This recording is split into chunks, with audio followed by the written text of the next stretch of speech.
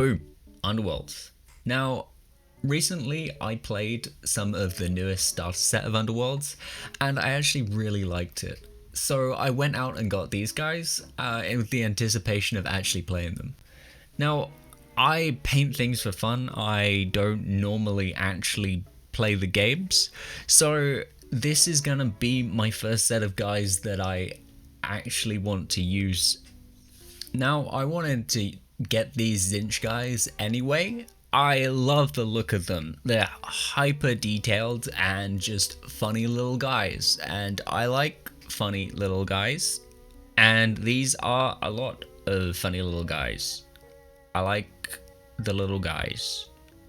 And now I've got them, they absolutely terrify me. These look like so much work. This guy in particular has teeth that go all the way around his entire body, with like a gap in the middle for like a void of magic stuff in his stomach. And yeah. So we're gonna start with the other guys. And hopefully they'll be fine, fine. I got a new camera, so I can do things like this. So because I actually care about these guys, I'm priming them with rattle cans. Now I do normally not do that. I brush primer because I'm super lazy. So because the way I work is kind of super low contrast, I've got a grey primer, and then we're gonna xenophil with a white over the top of it. We'll see how that works in just a second. But this will give like a good gradient, because we're still going to be using a lot of speed paints on the majority of these guys, simply because it should look really, really nice. A xenophil is a really good way of adding like realistic lighting to your guys, because you've got literally direct sunlight from the white, which is going to be sprayed directly from above. This provides shadows to everything that wouldn't be in the light, which is why we're going to be using things like speed paints, because they're transparent. You can still see the xenophil underneath, which should make them look nice. Now, xenophil can sound super intimidating, especially because it has like a fancy name, but it is basically just using two different color spray cans. It's not that hard of a technique, however, it can be considered fairly advanced from like how you use a xenophil, right? It's not necessarily about the technique itself, it's about how you utilize it in the whole of your thing. Now, here's something I didn't realize. Every single team has a set deck to go with them, but whenever you buy a big box, you also get 2 bonus decks to go along with it. Now, this is the Toxic Terror's rival deck, and I'm going to use that as a way of theming these guys. I don't want to make them just regular old guys.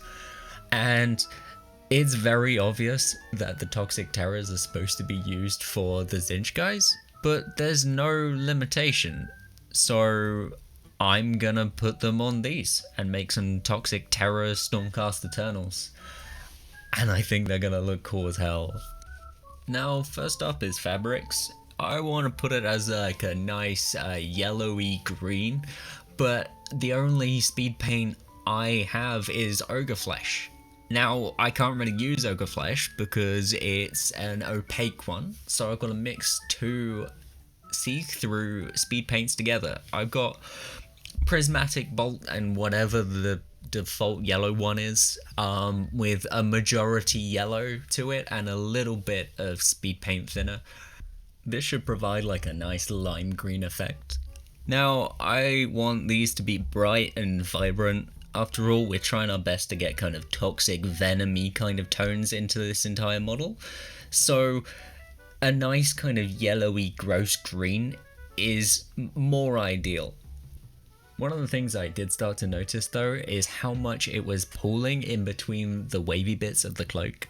Now, because it's such a smooth surface, it's just running down and then staying right near the edged lip, which isn't ideal, which is why I'm trying my best to dab those pulled bits off, but I feel like it's kind of inevitable.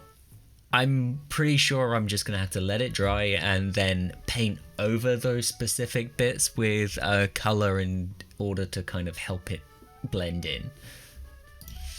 Now, despite making a custom color for these guys, I'm still roughly following the artwork on the box, and these guys seem to have painted blue pauldrons. So my plan to experiment a little is to paint the pauldrons bright green and then use the gold speed paint from the last video over the top to see if an underpaint works well with a speed paint metal. Could work. Ditto. Now, because I can't just measure a single variable, I'm also gonna mix in some prismatic bolt to this Hopperlite gold. This should make like a greeny gold, which will work well with this kind of toxic motif that we've got. Now, obviously, green gold isn't something that really exists, but we'll let it slide this time. Now, did it work? Yes and no. Now, I took the liberty of also painting some other different accent bits on all of the models, and honestly, they probably look better than the pauldrons. It's not really that noticeable, but if you're looking for it, yeah, probably. Now, I can solve this pretty easily. I'll just dry brush with silver over the top. This will cover pretty much exactly the same areas that are currently bright green. Now, I'm adding some purple alchemy to this in a very, very thin solution. I'm gonna put this over the fabric. This should leave like a purplish hue in the recesses of these fabrics without really touching the main color of the material. And I'm gonna do this because purple and green work really, really well together, and I'm focusing a lot on the choices of color that I've got on these guys. Now, doing this kind of purple wash was always going to be a bit of a risk, and I'm not sure if it's paid off. It's got a lot of those purpley tones in where I wanted, but I would have preferred if they were stronger.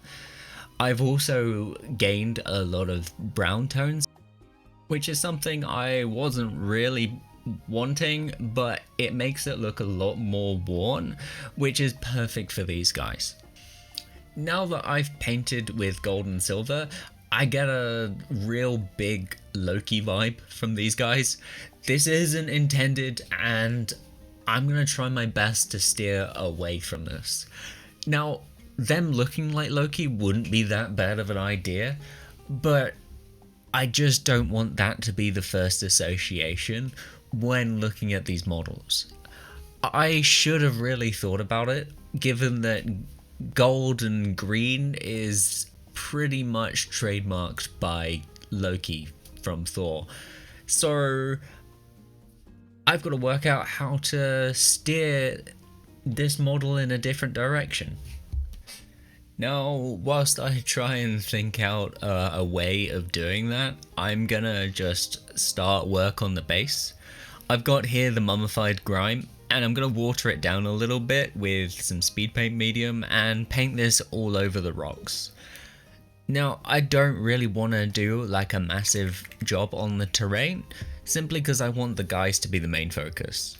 I'm gonna make a kind of dark contrast to go over it, and then maybe just like a dry brush, and I'll consider the bases done. And now, after some thought, I've got a game plan.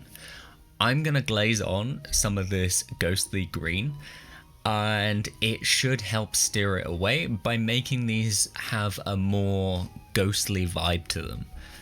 Now, it's not necessarily what I was aiming for, but with these guys already being green and in these ominous poses, they should work a lot better with a slightly more kind of phantom-esque vibe to them. Now, I'm not saying this totally changed the vibe, but it helped make them look more visually interesting and help take away from what was just block colors of things that you associate with a different character altogether. Now, to take things a little bit further, I also added a little bit of fluorescent green to a varnish. This should help homogenize the ghostly green in with the green underneath. I felt like they were just too separated, and this helps bring both of the color tones together. Now, as a bit of fun, I'm also adding a bit of the ghostly green to the top of the bald man's head, and also kind of like some of his facial features. This is just kind of like a little bit of object source lighting, and also to make it look more visually interesting. He was a little bit boring. I could have done something like maybe face paint or something of that kind of form, but a little bit of kind of like bright green on his face is going to make him look a lot more visually interesting. Now that I'm tweaking all of the colors, this gold is also starting to annoy me. So I've got here some chameleon color shift paints from Green Stuff World, and it's a gold into green, which makes it perfect for what I want for this. I'm going to paint this over all of the gold, and hopefully it should make it look a little bit green.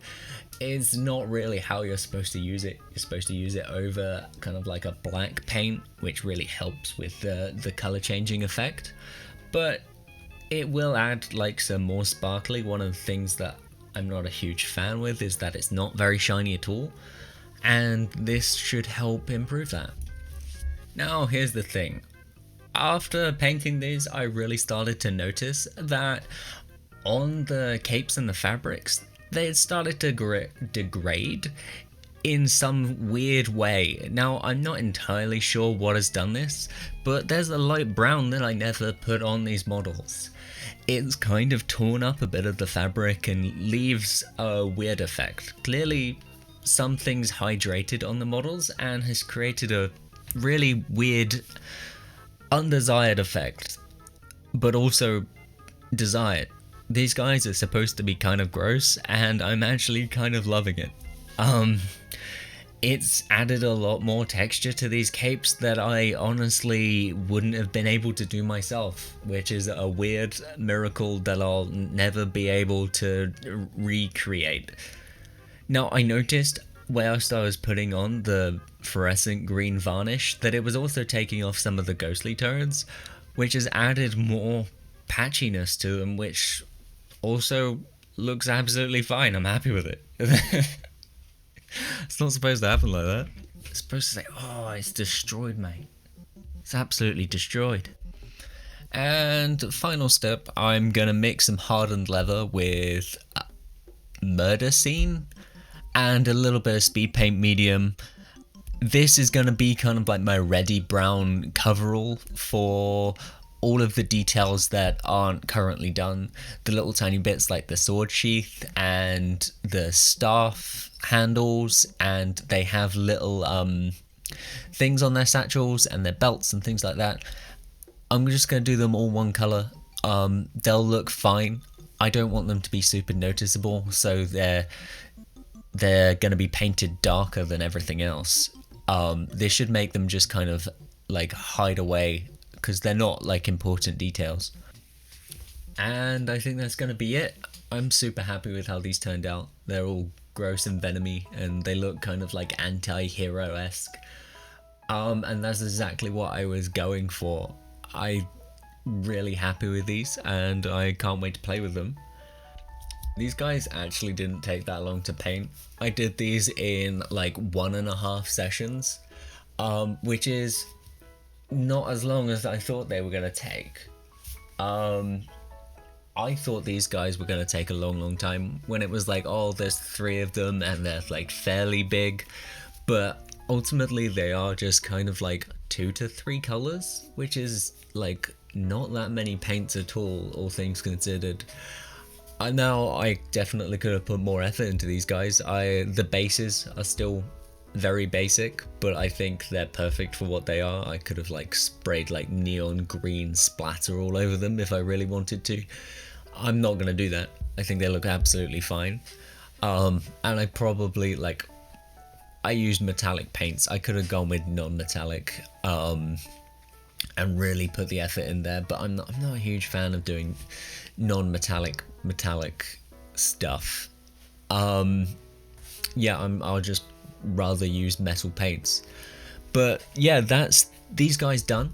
I'm gonna move on. I'm gonna start doing the Zinch, which is most doubtedly gonna take probably twice or triple the amount of time these guys have. Yeah, that will be coming out soon, so please stay around and subscribe if you wanna.